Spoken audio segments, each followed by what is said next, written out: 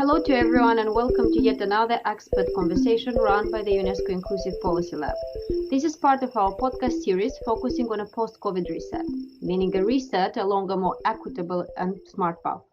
As always, this podcast will revolve around two main issues. One, concrete policy measures that are seen by our invited experts as being conducive to such an inclusive recovery. And two, the data and the knowledge we hold that could and should inform such policy shifts. Our expert today is Saraf Davala. He is the chair of the Basic Income Earth Network and co-founder of India Network for Basic Income. He also served as the research director for the Madhya Pradesh Basic Income Pilot in India. These roles and the knowledge coming from them are absolutely critical to our conversation today. Saraf, welcome. Thank you. Thank you, Lulia. It's a pleasure to talk to you. I am Yulia Shevchuk, UNESCO's lead for inclusive policies and data-driven policy change, and I'll be your host today. So this episode discusses basic income pilots in India and, importantly, what these pilots tell us about the potential of such schemes in the country and perhaps around other countries in the global south. We'll debate everything and probe everything from different angles, making sure that you, the listeners, get an all-around understanding and discussion of the issues. The first part of this podcast will focus on more granular level on the pilots themselves.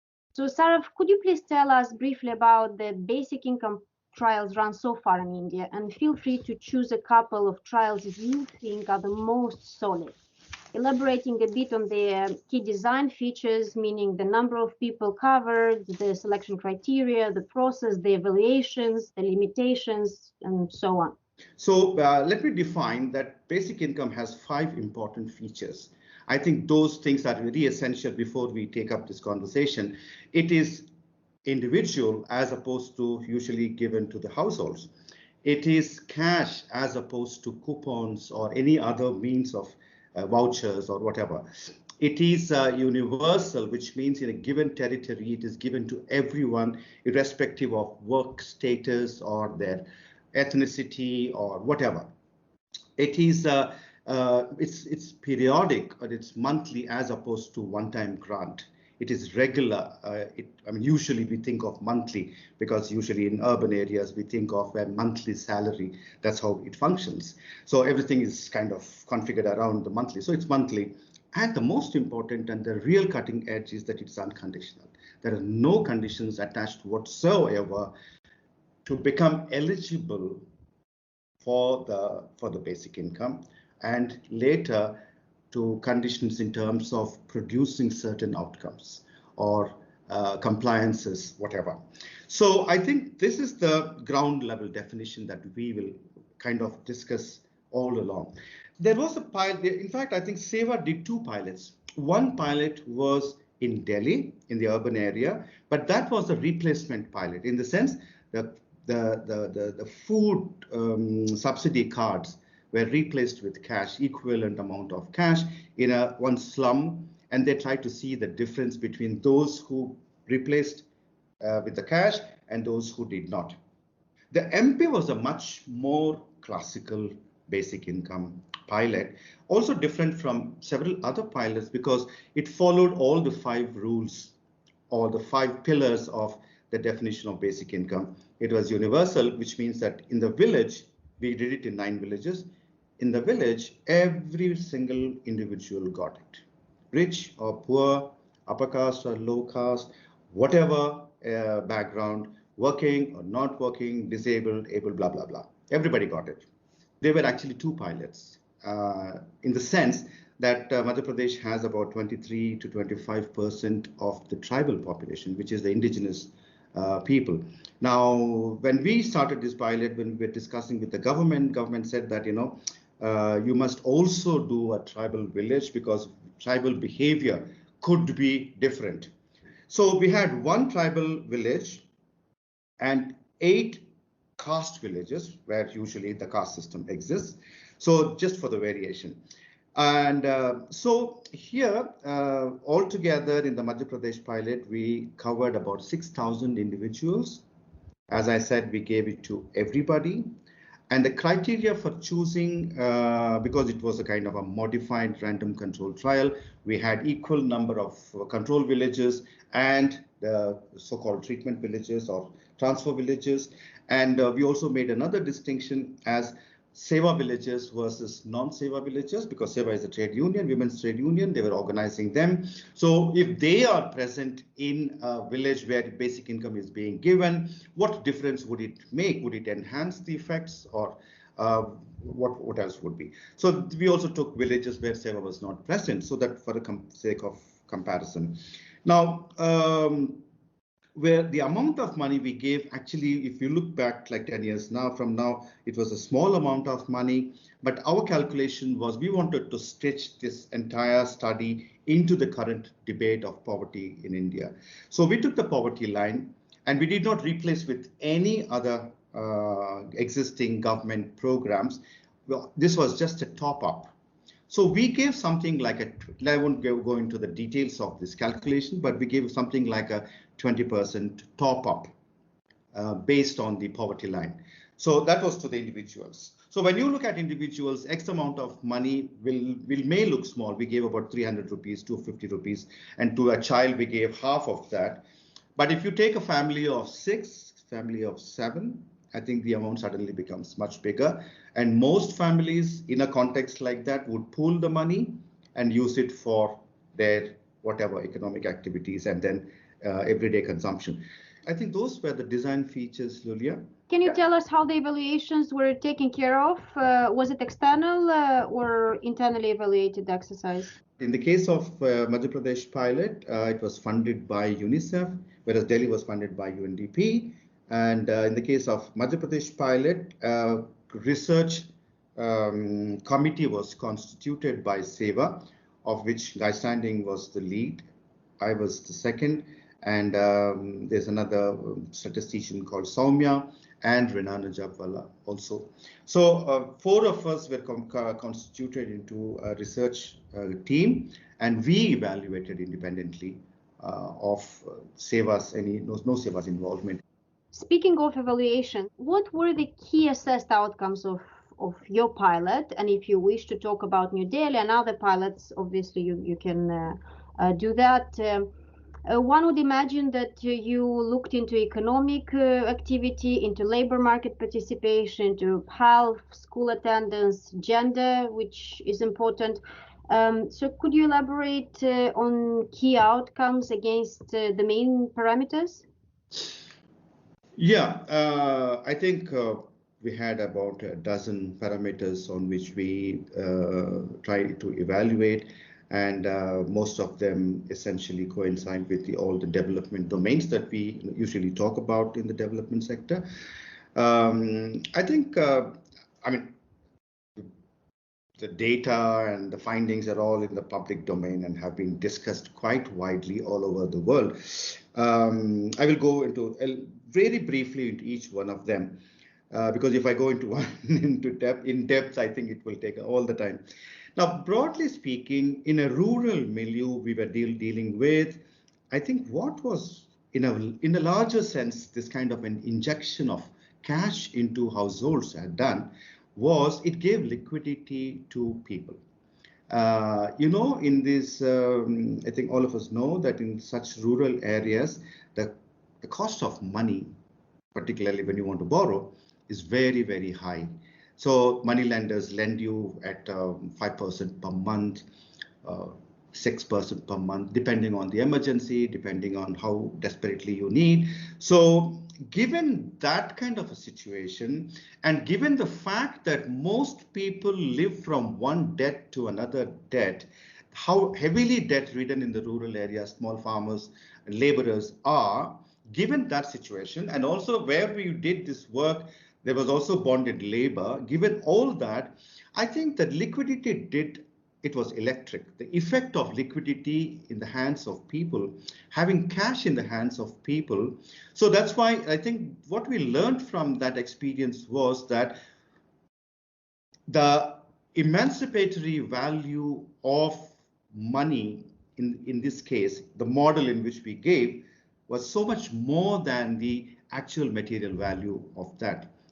we were surprised at the effects of that. Okay, if you look at it in the economic effects, I think you can look at them in terms of at the village level, at the local economy level, what it has done, at the household level, what it has done, at the individual level, what it has done.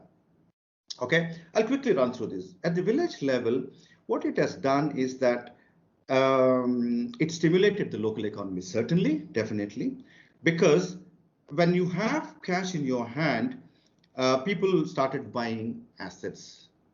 And in a village which has green grasslands or a forest around, people immediately run and buy goats and cows because you can graze them for free and then you can earn money, income through selling milk or the goat itself. The second thing, I think people also have started doing fisheries, and a lot of small farmers had patches of land, but they could not cultivate that land because the capital was very expensive. Now here comes this, the families pool together, and then I think you add up all this for 3 months, and then you have that chunk of money to buy your seeds or to buy your fertilizers, and you don't have to go to the money lender, who is also the big farmer in the neighboring village, and who is also puts a buyback clause after the harvest comes. So given all that, I think people started cultivating more. So that actually stimulated the economy. I think the livestock have gone up like crazy in the village.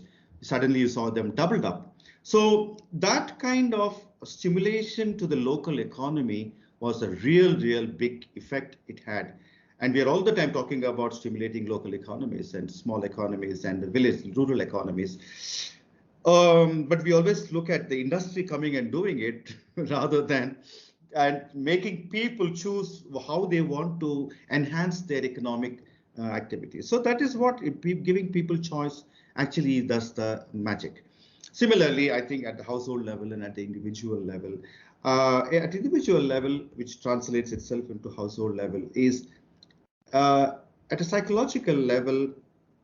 Imagine in our colleges and universities when we didn't have a fellowship and then suddenly we got a scholarship. It completely changes your perspective. What we call, I think in economics, they say that the time horizon changes. So instead of thinking only about tomorrow, if you have income security, psychologically, you start thinking about the day after. Now that time horizon shifting enables its household or an individual to begin to plan, to begin to save, to begin to borrow intelligently, blah, blah, blah. You name it, all those things happen. So I think those were very visible, important effects in the villages that we saw. And if we had continued, I don't know where the effect would have kind of ceased to continue, but it was a huge jump in the initial 17 months that we saw. And you talked about the labor market participation. Now, labor market participation, if somebody wants to, one of the effects was that what is your primary occupation? Are you a cultivator or you a wage laborer? Okay. Initially, we got a certain response where they were spending 60% of their time or maybe 70% of their time as wage laborers and 30% they tried to do it. Some people not at all. But on an average, when we saw people shifted part of their time and effort and work into doing their own thing. Either they were grazing, and when women withdrew from the labor market, which was what they preferred, some of them, they became entrepreneurs. They bought 2 cows, or they borrowed some money, they saved some money, blah, blah, blah. And because the entire village had liquidity, I think what you call credit worthiness of individual households also goes up. I said that, okay, Lulia, give me 100 euros and I will give you next month when I get my basic income. It is a believable proposition, So the credit worthiness goes. So to that extent, I think your dependence on this high cost money lender slowly comes down and you go and buy your 4 goats, and then they multiply very fast. So I think we saw, I don't want to go into health and school and gender specific. I think in several ways, this kind of a bullying bully of what you call, it was a positive run of several economic indicators. So you raised some very interesting points that we had podcasts before on different pilots and with experts coming from different angles on those pilots. But you're the first one to mention indebtedness and the role of cash and liquidity. It hasn't been mentioned in the context of pilots run in advanced economies in developed countries. So that's very interesting. Second thing you mentioned is diversification of livelihoods, that you don't do what is low risk and what you have been doing for your entire life, but you dare to diversify and to try other things. And then third, and that's something I really would like you to elaborate on. You said that some women decided to withdraw from the labor market, yet they tried to do something else. It's not like they gave up on work. It's something, it gave them the needed boost to go into more entrepreneurial activity and path.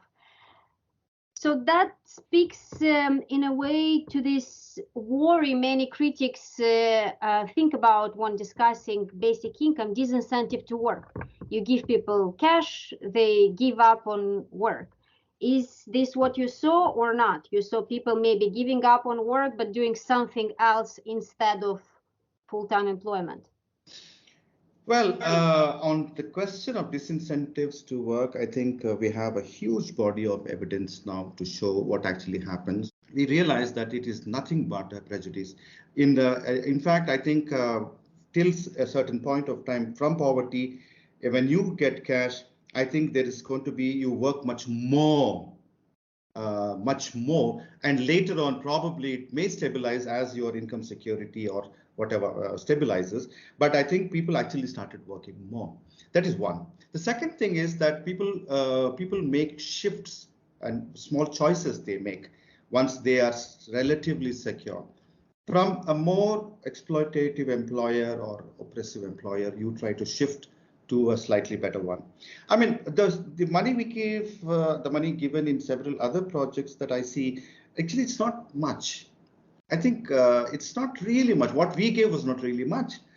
But the beauty of that is that strategically they add up and to bring out a bigger outcome. So somebody who is on the verge of leaving a particular job, but not able to, at that point of time, not able to say no, actually gets a boost from this sense of security and makes the choice. In fact, we have seen this when parents wanted to, immediately when they shifted their children to a school which they thought was a better school, we said that how could you plan like this? I mean, you don't even have enough. Said, no, I've been wanting to do this for the last 2 years, but I think now I know next 12 months I can really afford it. So they quickly shift. So they're waiting for the last push, and this liquidity comes and gives that last push, and the confidence it gives that, okay, I'll manage. Okay, now I think it's unless we prepare them for the withdrawal, I think it's going to affect them. But I think that's another story altogether. Thank you very much. We could discuss it probably for another hour or so, but we have to move to other really important issues. And you already touched upon it. You already talked about the interaction of basic income pilots with the existing social protection systems and safety nets. And this is something that many experts worry about or flag that as an issue that has to be figured out. If the basic income schemes are designed to come on top of existing entitlements, that's one story. Now it's a whole different conversation when the basic income scheme comes to replace current entitlements. What is your take? Having seen both cases in India, what is your take? How do you think this should happen? I would like to take a satellite view of our situation. We need to interrogate our entire system now, the way we are doing things in the name of social protection. We need to put each and every scheme under stress test of what is it delivering? Does it deliver? What kind of problems is it answering? What kind of questions is it answering? Is it really an answer, or we just continue because we have to continue? We just got used to it. We have a machinery to deliver it. So I think all these questions are necessary because we have no right to waste our resources. We have very limited resources. Countries like low income, middle income countries, our resources are limited. So we can't, if you look at the PDS system, I think there is evidence, there are writings, the existing, in fact, in India, the biggest programs where the money goes in the name of social protection is Employment Guarantee Scheme and Food Security Program, which spends about 35 billion or $40 billion every year. Now, it is accepted that average, I mean, the leakages of the what we call transmission losses are to the tune of 30 to 40%. What are we doing? Why should we not question that? It's a very important thing we should question. Is it solving the problem? Is it really giving rice to people? Is that really improving their nutrition? I mean, we have to put that stress test of what is that we are doing. Is there a better way of spending this money? Correct me if I'm wrong, but I hear you saying that basic income is not patchwork. We shouldn't be seeing that as a way of fixing some small cracks in the current system. We should put everything on the table, scrutinize absolute everything against the parameters and the impacts we want to achieve, and then decide what is the system we design from scratch. Not fixing necessarily what is there, but redesigning. Absolutely, absolutely. I do not look at basic income as a tablet that is a new one more drug we try. No, it's not that. I think we are reaching a kind of a big human crisis, societal crisis and economic crisis very, very soon. I think it's time that we open up everything and put everything on the table and think of how are we going to care for these populations.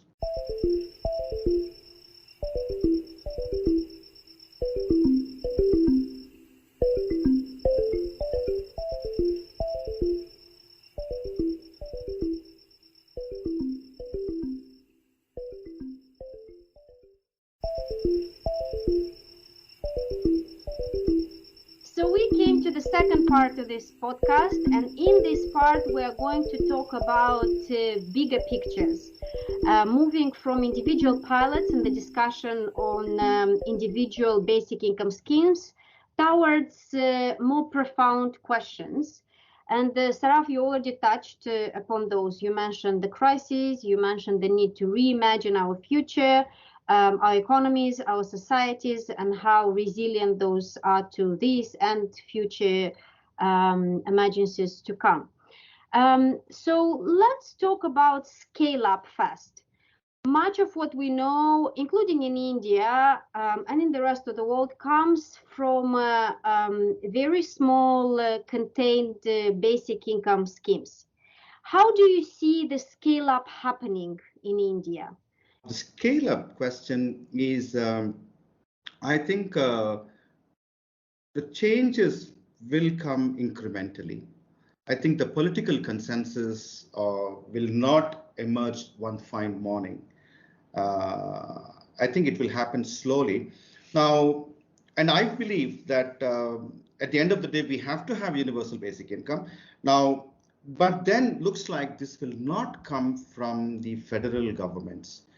I think these initiatives will come from the provincial and the local governments, be they may be cities or they may be provinces or they may be states. In the case of India, we say state. But if you look at the global picture, like if you take South Korea, it's the Songnam city which initiated something like a basic income. And it's the Gyeonggi province which is making major strides and then innovating their own system. I think now he's going to be a Democratic candidate for the presidency also, the governor who introduced. In India, we had a very interesting scheme that was announced by the Telangana government here in South called basic income. They didn't call it a basic income. They called it investment incentive scheme. But this goes to the one subset of population, which is really about 6 million farmers. Every farmer who owns a piece of land, patch of land, will get a certain amount unconditionally. He doesn't even have to cultivate. He gets it unconditionally. So that was implemented in 2018, and it turned out to be such a big electoral success to that particular party that even it started shaking the federal government, and the party in power in the federal government immediately came into, like, you call it, what do you call it, like panic investment, like panic selling or buying. They immediately they announced another program which was not universal, which was very conditional, which was like, blah blah blah. But they thought that this is really something big. So I think that is still continues, and it's very popular. In many 5 other states also started implementing it with some corrections. And then now there's a huge, last elections we had, there was a huge discussion about giving it to the housewives. In West Bengal, one of the states, they implemented that every woman between the age 18 and 65 will get a certain amount of money, cash, every month unconditionally. Now, the way I'm looking at it is that somehow the most important element of the basic income system, which is unconditionality, is gaining traction, particularly in the local governments and local, and also it's also seemed to be giving electoral dividends, which is a big attraction to politicians and policy makers. So though unconditionality is very counterintuitive, as I was describing in the beginning now, but I think if political parties start taking them up, which in the case of India, at least 2 major political parties, one big national party and a small state party, have actually taken it on board. So incrementally, I think we will move towards that. This not because there is an immediate and a short-term buy-in of political parties, but it was in view of the future requirements of our economy and society. So I'm seeing that is how it's going to scale up. Indeed, you mentioned examples in India, Korea. We had experts on this podcast series from the US, where it started in 1 and now being scaled up in about 14, as far as I recall, municipalities. So yes, it comes from grassroots, not in terms of population, but in terms of subnational levels, to see how it performs, what is the support, what is the financing, also fixing some of the issues and questions, finding answers, and then scaling up and bringing it to another level. Now let's talk about, we talked about different contexts, advanced economies, low, middle income, and let's focus more on this particular question of UBI in developing countries, in low and middle income countries. What do you think India and the pilots coming from India can teach the rest of the countries in terms of lessons learned from these schemes? Yeah, I mean, let's make a few statements about North and South. But I think what the crisis I'm talking about, the employment crisis, I think you see any of the reports starting from McKinsey report, ILO report, or World Economic Forum reports, all the reports that World Bank reports, all the reports that are talking about the jobs, about the future employment, they are pointing to a big crisis. There's going to be a major shift of jobs. So, which means that the employment crisis is going to translate into a welfare crisis, and then we have to start working on all of them put together. And all this is technology driven, which means that the current welfare systems we have, which are based on the Beveridgean model of the post-war situation, I think the problems it was solving at that time, we don't have those problems now. That doesn't mean we don't have problems. We have newer problems and more serious problems, which means I think that model was giving protection to the exceptions. But today, in India particularly, the permanent employment A person having permanent employment is an endangered species. We will not find them anymore. It's a very small percentage. You will be shocked at that percentage. It's about 6% of the entire working population. And out of that, 2/3 of that 6% is the government employment, which is all progressively eroding. So if we look at the good jobs versus bad jobs ratio, I think globally we are moving towards bad jobs. By bad jobs, I mean, I'm just putting it in a very simple way. Bad jobs, I mean that most of these bad jobs, all of the bad jobs are precarious. Today you have it, tomorrow you don't have it. You can be thrown anytime. Short-term contracts and all that whole setup. So the growth of the precariat is a certainty. Now, given that it's a crisis in every country, but the contexts are definitely different. The seriousness is relatively different. In the sense, in the global north, I think there is a reasonable and for individuals to maintain their dignity, the basic dignity, there is a reasonable kind of social protection system that looks after your housing, food, and blah, blah, blah, blah, blah. Whereas in a country like India, we are talking about 94% people who are in. Have I addressed your question? You have. You have by saying that we shouldn't be talking, correct me if I'm wrong, but the conclusion I draw from what you said is we shouldn't be talking about that many differences in context between advanced economies and other countries, because the crisis that is looming will regretfully equalize us all, rendering the old welfare state models obsolete and pushing everyone to rethink. Yeah. And basic income is one way of rethinking that. However, you also say, and I do agree with you, that when we talk about precariousness and poverty and dignity, there is a big difference between what is subsistence level in a province in India and what it is in Sweden or any other well-off country. But speaking of the crisis, and that's one thing we discussed with certain experts, and I would love to hear what you say. So COVID came with a surge of interest in basic income. Before it was discussed more as a standing policy tool, as a longer term scheme. But COVID came with quick deployment as an emergency response. And now the discussion is spinning a bit in the direction that, oh, maybe it is a policy tool that could be deployed in crisis settings, in emergency, in humanitarian and international development, as a tool that has been tested and has to be scaled up in the future. What do you think? Do you think it has potential in specific?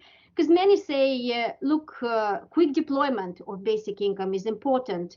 Circumvention of bureaucratic loopholes and overly heavy systems is a plus of basic income. So why don't we think about it in international development or in humanitarian? What do you think? I do believe that in the case of now, for example, I think World Bank is going to start a very big basic income project in one of these northern African countries. And also, I think in the case of Afghanistan, we are also seriously thinking if this should be the pathway we should take. We're also discussing as BN, we are discussing with UNDP if this is the way forward. Or in other crises like in northern Iraq or other crisis spots, hotspots in the world, if this should be the way forward, I think many serious considerations are taking place, because it's like I said, in the case of India also, administratively, it's the easiest thing to do in the current technological situation, that you can just send money to people's mobile phones. Apart from that, I think at the end of the day, what we see when you have cash in your pocket, people have exercised their freedoms and their choice. They will do what is dignified for them, rather than standing like a supplicant in front of the donor, in front of the government, in front of the bureaucracy. I think it's a question of dignity. I would put it that way. At the same time, as I said, I think I spoke so much about the liquidity part. I think it makes a lot of sense.